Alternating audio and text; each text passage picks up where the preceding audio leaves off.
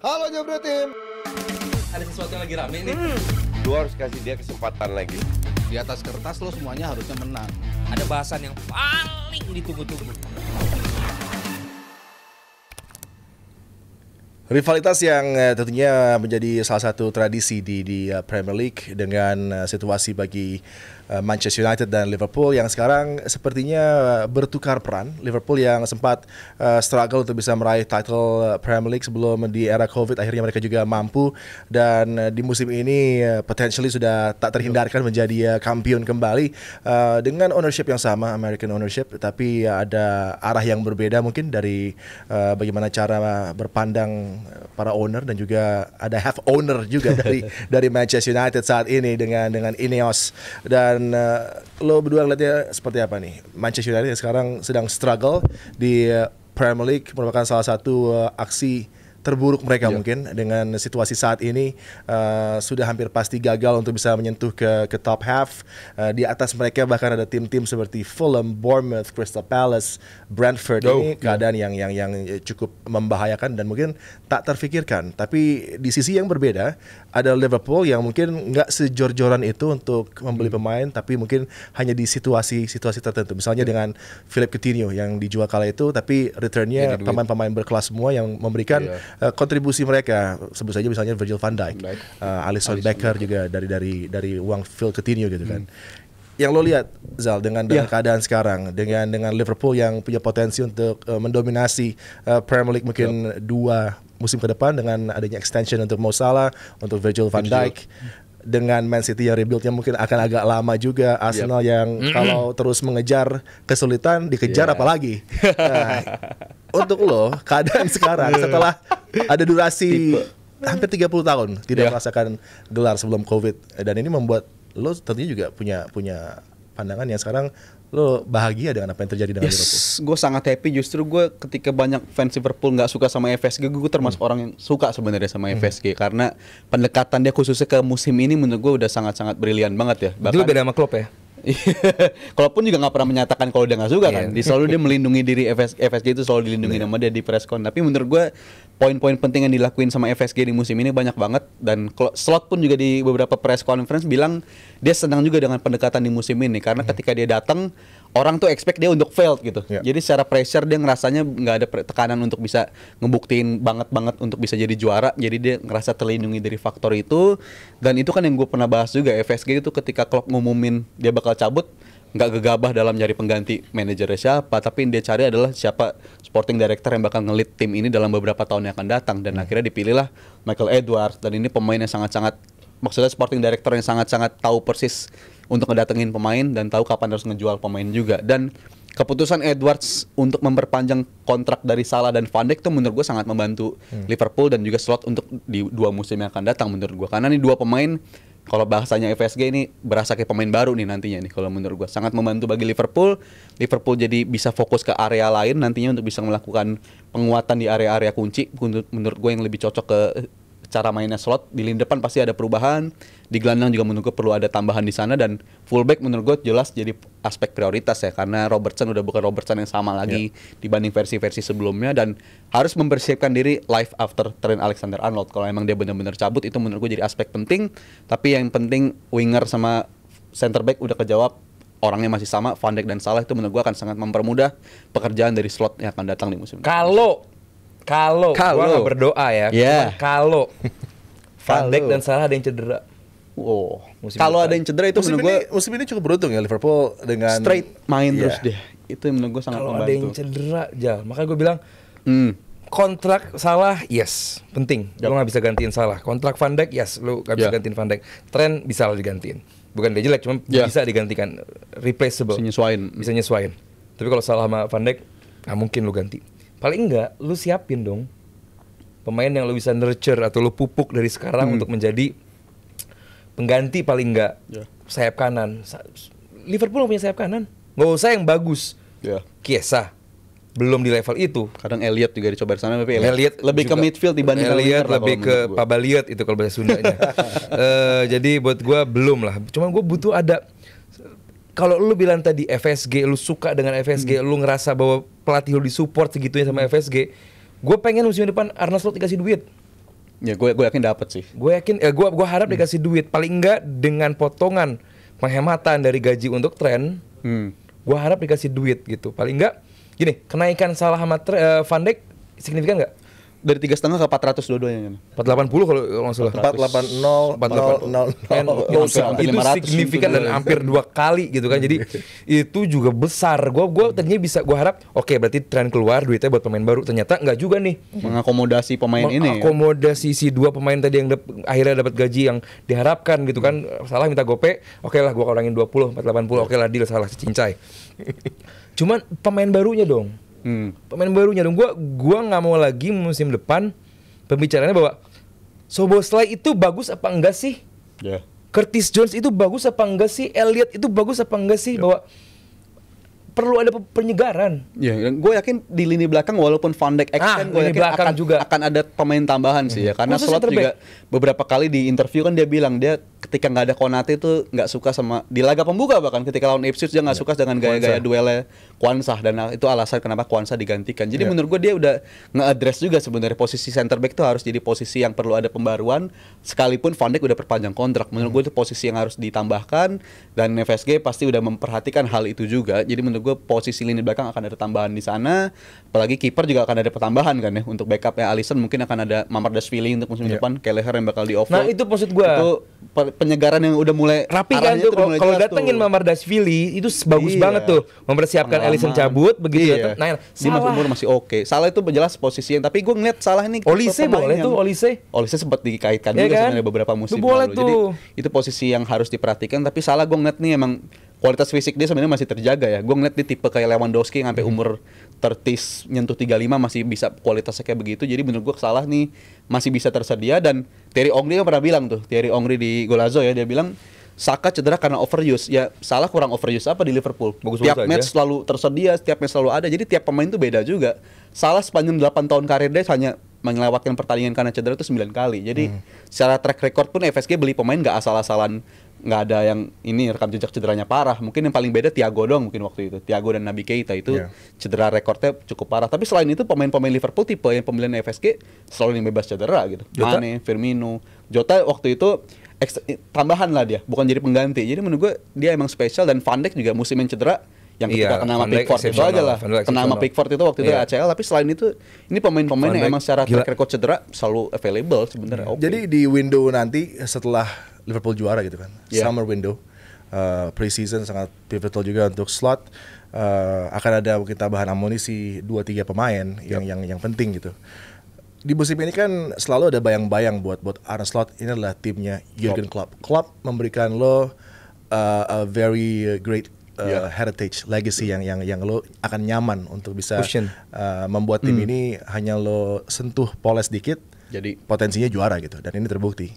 Tapi tentunya kesan ada peran Klopp juga di sini akan mengganggu Slot. Dan dia harus punya, karena mau salah juga pemainnya Klopp.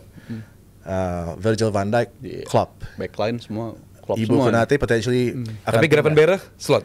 Gravenberch jadi pemain baru yang di dia ya. Di mold oleh Slot untuk menjadi pemain yang Slot tahu di Ajax luar biasa. Gravenberch. Kalau lo lihat situasi seperti ini lo berdua dengan mungkin bayang-bayang dari Klopp yang masih terlalu menghantui Slot juga gitu kan.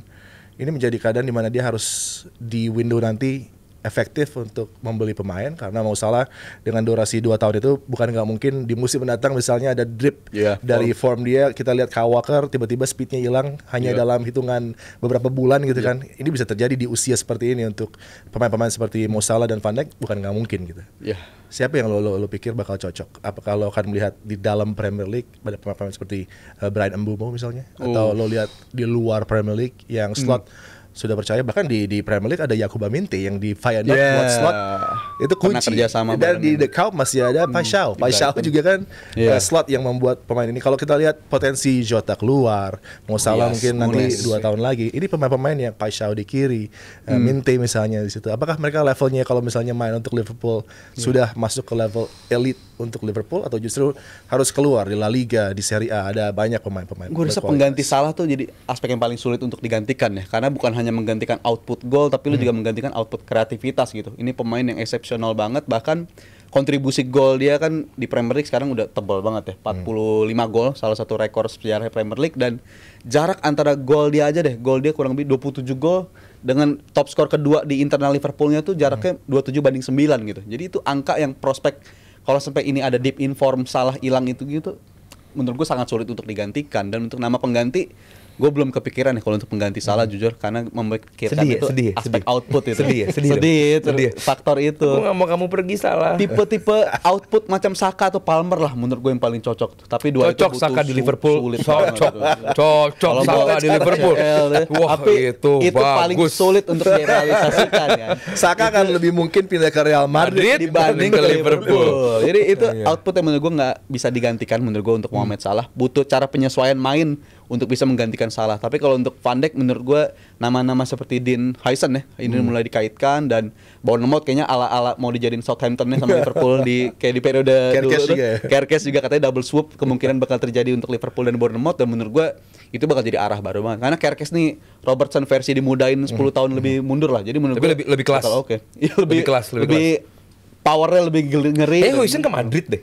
Faktor Spanyol ya. Liverpool lagi-lagi mau kalah saing sama Madrid. Kalau Soal Bellingham. Kalau rebutan pemain dan saingan sama Madrid, Madrid, menurut gue ya kan? agak-agak sih mundur ya. sama Madrid sih, emang sih. Cuman ya tadi yang gue bilang di awal perlu ada pergantian atau nama-nama yang disiapkan untuk gantiin Salah. Dan buat gue nggak fair ya kalau disebut lagi-lagi ini timnya Klopp, ini timnya Klopp gitu. Maksud gue ya udah lu nggak akan bisa mencoret Klopp dari perbincangan gitu. Tentu ini Liverpool dengan 9 tahun Klopp di Liverpool. 9 tahun. Ya, tentu nggak akan bisa lepas. Cuman dan gue yakin Slot pun nggak akan pedulikan gitu. Maksudnya suara-suara bahwa ini timnya Klopp selama gue deliver juara. Iya. Sesuatu yang sulit banget. debut season. Klopp berapa juara? Satu kali. Selesai. Debut season slot udah. Debut season. Bisa Ya, juara. berarti kan emang ya oke gara-gara timnya bagus gitu kan, gara-gara Klopp. Cuman ya itu kalau sekarang slotnya nggak bagus, kalau dia nggak bisa memoles Gravenberch, kalau dia nggak bisa saat Van Dijk atau pemain lain sedang absen tetap bisa perform, ya berarti kan percuma juga. Tapi tetap bisa. Oke, gampangnya ya Arsenal jelek, nggak ngasih tantangan, City-nya lagi drop, gampangnya begitu. Cuman kan padahal nggak begitu. Nggak begitu. Ini Semifinalis gimana ini jadi konsisten gitu, jadi bahwa ini hal yang luar biasa bagi Arne Slot. Jadi buat gue nggak mau masuk ke pusaran ini adalah timnya Klopp, ini legasinya Klopp. Udah Klopp udah selesai, thank you for your service, you'll be forever legend. Tapi ini sejak Klopp nyanyikan Arne Slot, udah ini eranya Arne Slot, dan dia melakukan hal yang mungkin nggak dibayangkan sama fans Liverpool sebelumnya. Dan gue nambahin mungkin untuk pengganti Salah bisa jadi pakai cara neketin Salah dulu tuh Liverpool, karena ini kan Salah Chelsea reject segala macam, dan Liverpoolnya Edwards itu kan punya identik kayak begitu ya. Bukan nama-nama besar, bahkan yang banyak yang sukses justru nama alternatif, bukan nama target utamanya. Dulu ngincar Mario Götze tapi dapetnya Sadio Mane. Kalau dulu hidup di tahun 2015-2016 kalau dikasih pilihan Mane atau Götze, kebanyakan orang mungkin milihnya Götze gitu. Tapi nyata Mane yang lebih cocok. Salah pilihan utamanya adalah Julian Brand. Dipilih waktu itu mungkin Brand prospek yang menarik, tapi nyata pilihnya Salah. Jadi menurut gue mungkin Firmino juga itu terjadi gitu. Banyak perubahan-perubahan. Jadi menurut gue mungkin nama yang nanti bisa disiapkan untuk di musim yang akan datang untuk menjadi pengganti Salah bukan nama yang sekarang lagi tinggi-tinggi banget, tapi justru nama yang sebenarnya bisa ada aspek room of improvement. Duenya PSG itu bisa menarik. Gue baru inget tuh. Masih bisa. Tapi kalau PSG juara Champions League pasti dipagerin. Itu berat. Anak lokal sana tuh dia tuh. Mau cadangan apa jadi tim ini? Saingan masih banyak lagi di sana kan. ini Liverpool. Sebelum kita menuju ke bridgingnya ke Manchester Nggak United. usah lah, apa yang mau dibahas? Unbeaten di Europa League. Lu ketawa. Jangan gitu. Europa League. 6 menang, 5 imbang. Itu dia. Dengan potensi tentunya kan untuk menuju ke partai final di San Mamés untuk Manchester United. Tapi tadi bicara tentang Arne Slot, tentang front office, tentang ownership yang sebenarnya sama ownershipnya American based juga. Tapi ini The Glazers, ini adalah specter yang mengganggu untuk para supporter juga. Dari mulai mereka cara membeli klub, kemudian cara merun sebuah klub, dan mungkin nggak memikirkan kebutuhan terpenting bagi klub sendiri gitu kan, dengan uang yang masuk tapi nggak ditujukan untuk kebutuhan klubnya. Kemudian juga bagaimana mungkin Ruben Amorim juga ya menjadi salah satu perbincangan di kalau kita berbicara tentang Manchester United dan dalam kondisi mereka sekarang. Arne Slot dalam transisi dari klub menuju dirinya, kemudian di musim ini bagaimana dia nggak terlalu mungkin selfish untuk menjalankan sistem yang dia inginkan, tapi dia lihat personelnya, dia coba juga adaptif dengan para pemain, dan dia sudah pasti berbicara langsung. Tapi kan yang membedakan adalah Amorim start tidak di awal musim, there's no preseason. Tapi kenapa dari pilihan hingga ke pemencatatan Ten Hag, kemudian memilih Amorim, dan juga bagaimana ada ownership yang masih menuju 30%, tapi punya say in terms of footballing decisions, in Ineos gitu kan. Tapi kenapa keputusan dari Ineos juga terkadang tidak mungkin dilihat sebagai sebuah solusi, bukan way forward buat Manchester United dari kacamata fans mungkin? Ini apa yang terjadi dengan United yang sempat mendominasi Premier League, yang menjadi tim yang mungkin dianggap sebagai benchmark, tapi sekarang bisa fall from grace-nya terlalu ekstrim banget, dan bahkan jumlah kekalahan dia di periode post Ferguson tuh udah nyamain eranya Ferguson ya. Kekalahannya bahkan melebihi ya ternyata, udah melebihi jumlah kekalahannya dari zaman kurang lebih 20 tahunnya Ferguson gitu. Jadi Jumlah MU kekalahan. sekarang udah kalah Lebih banyak daripada era Ferguson. berpuluh-puluh tahun itu, 20 tahun sekian. Udah terjadi kekalahannya lebih banyak. Jadi emang downfall-nya terlalu fatal menurut gue, ekstrim banget. Itu ini bukan bisa fatal terjadi. dong, Jal. Ekstrim banget Ini perlu restart ini. Balik lagi ke Newton Heath namanya. Perlu di research juga kenapa bisa sampai begini kan? Iya, ini perlu research. Sejauh Ini perlu research. Kita Ini harus mungkin ada jauh- mata kuliahnya. Iya, ya. ini berapa SKS di Oxford gitu. Sedalam sama itu. Marcelino nanti. Kejatuhannya, tapi mungkin kalau gue yakini sih ya, karena momen-momen pemecatan pelatih mereka itu menurut gue kurang tepat sasaran selalu ya kalau menurut gue, karena momen waktu itu datang David Moyes nggak di backup. Tapi cuma kalau datengin gue satu boleh pemain tambahin, doang. apakah cara pemilihan pelatihnya juga nggak sesuai? Iya, itu menurut gue sih. Sesuai Dengan style of play, dengan Kapas pemain mereka, pemain yang ada ya. karena Iya selalu benar. begitu Gue siklusnya setuju. kan. Apalagi Mourinho. Dari sebelumnya pun menurut gue datang Luis Van Gaal.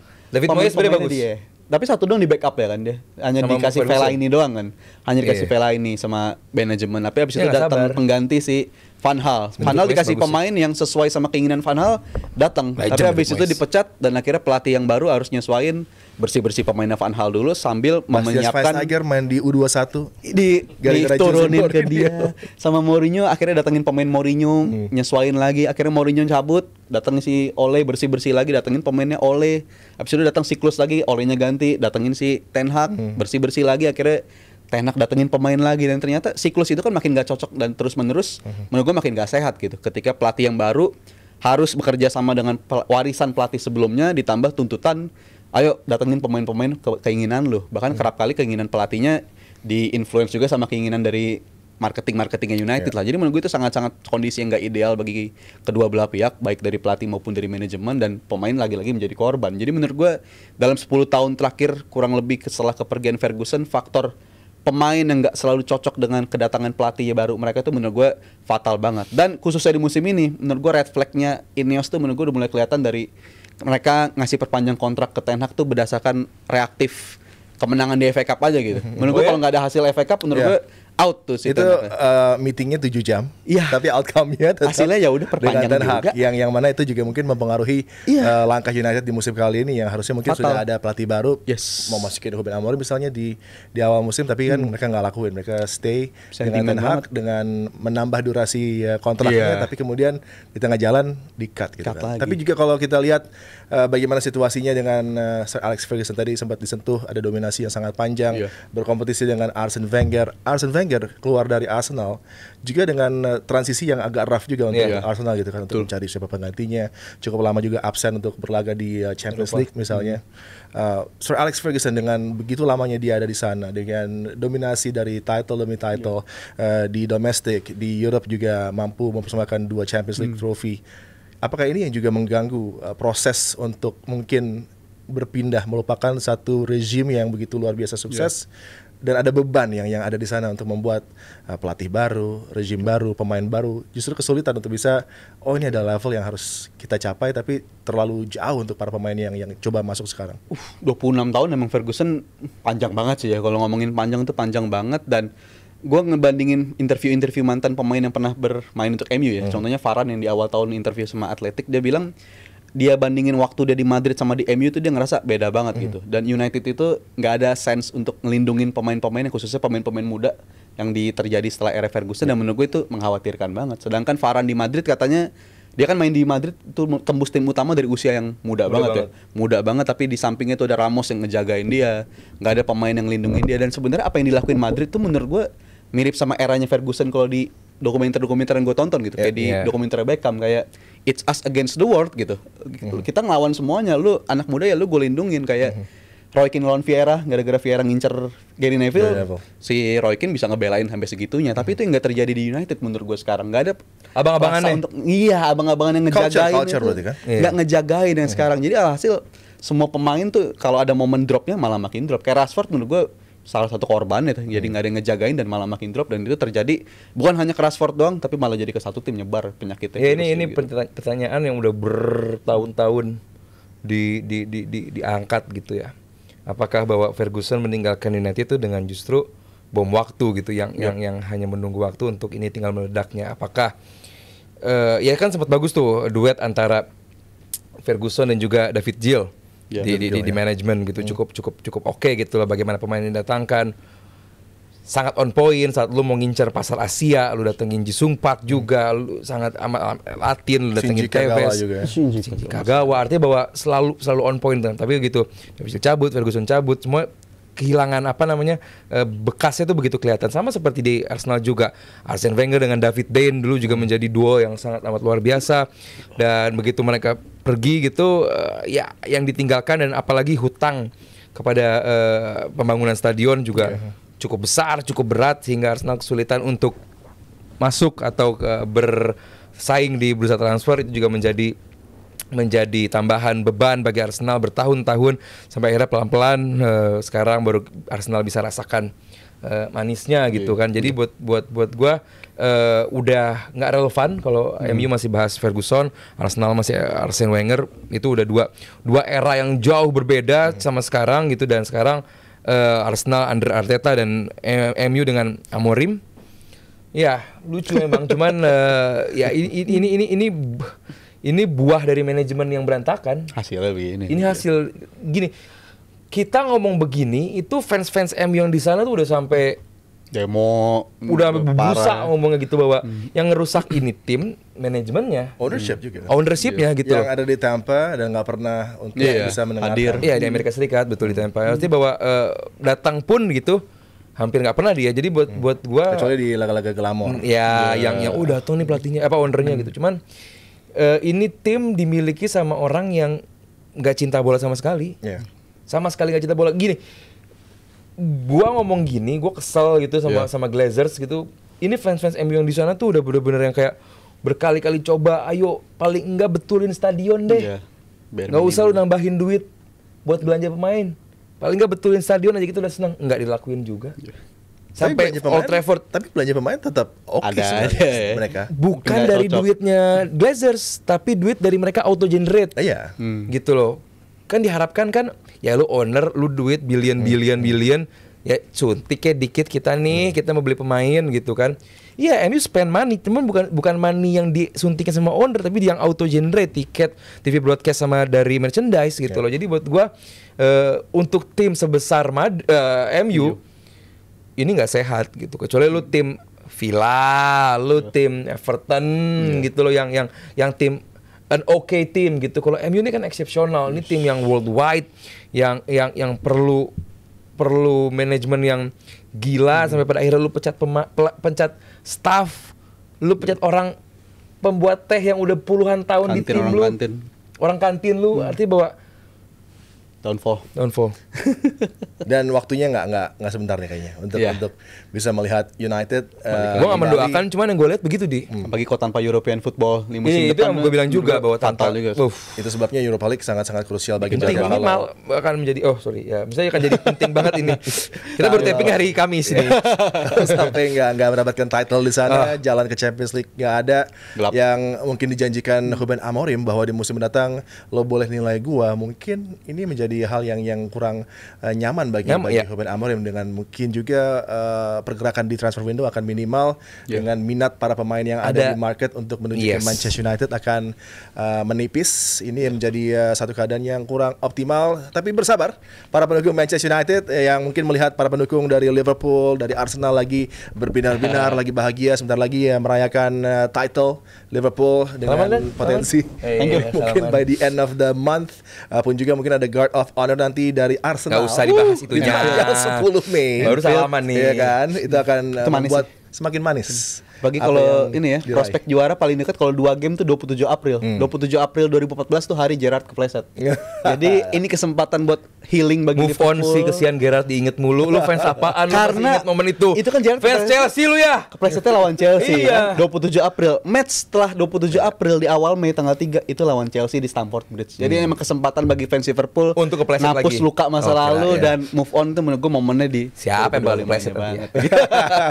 Itu dia yang harus menjadi atensi bagi para pendukung setia. Ya. Di saat susah justru di situ kalian berperan untuk bisa Ya, mengangkat betul. tim kesayangan Anda, Manchester United. Untuk Liverpool lagi enak, untuk Arsenal lagi enak. Ini momen untuk bersukacita, pun juga bagi mungkin pendukung Aston Villa yang melihat timnya sekarang banget luar sekarang. Oke biasa banget, gitu oke kan. banget. Terima kasih Jebret Tim sudah menyaksikan kita bertiga di sini. Terima kasih Thank you, Adi. for both of you yang selalu fenomenal, Aldi dan juga Rizal, dan terima kasih untuk AOI dan juga PT Mitsindo Visual Pratama, dan tentunya Happy Easter dan Happy Weekend untuk Anda semua yang merayakan Inada Easter, Mas. dan untuk kalian semua Inada untuk menikmati Mas. weekend kalian. Inada Mas, Madrid. Halo Jebret Tim. Ada sesuatu yang lagi rame nih. Lu harus kasih dia kesempatan lagi. Di atas kertas lo semuanya harusnya menang. Ada bahasan yang paling ditunggu-tunggu.